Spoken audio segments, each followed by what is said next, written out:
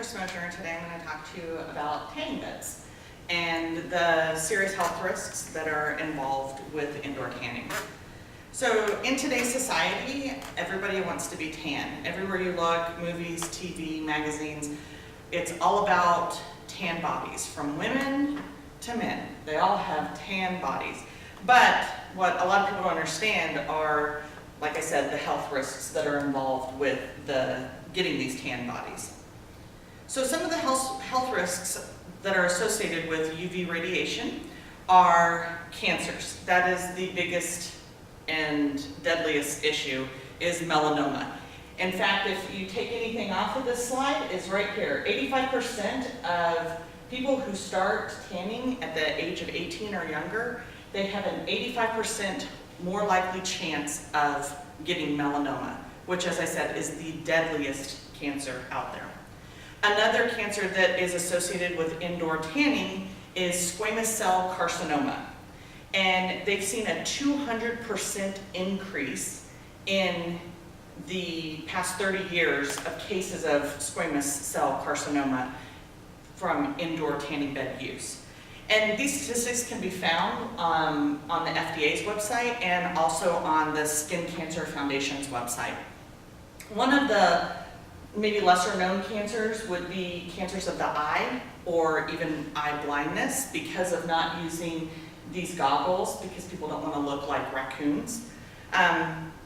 And there's a blogger, her name is Autumn McReynolds. She did a study with a tanning salon in New York City, because bacteria and infections are also something that are not thought about when it comes to indoor tanning.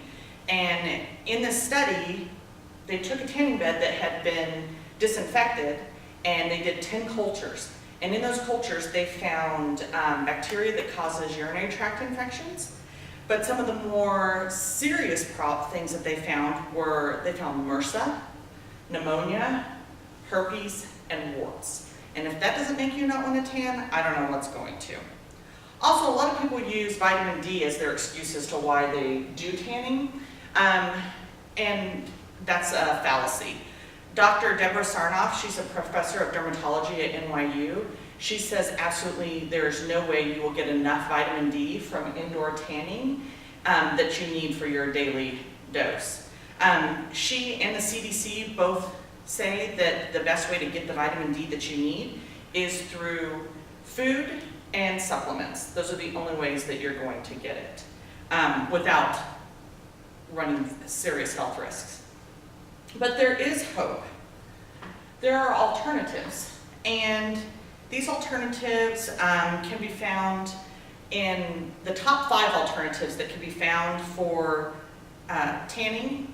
Trudy Schreiber, she wrote a story about them.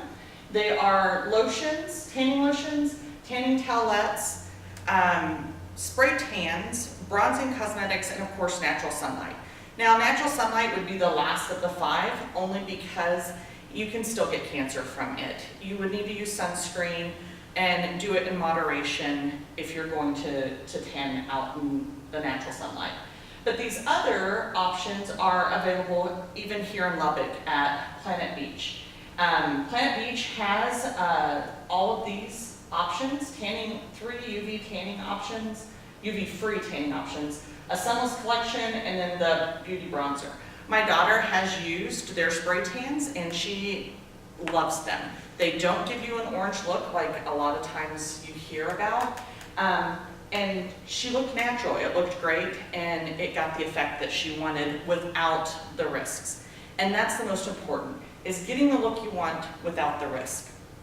So, why am I telling you about this? I'm telling you about this because I fell into, as with my family, we used to do the tanning. We were by the pool all the time, we did the indoor tanning during the winter, and then my dad had to have biopsies.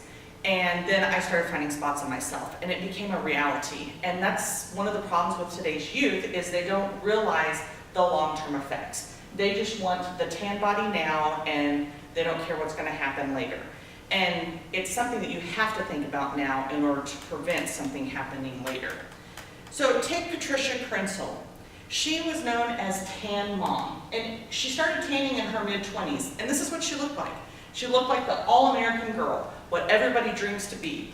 She started tanning, and for 20 years she tanned daily, both indoor and outdoor tanning. And this is what she looks like now.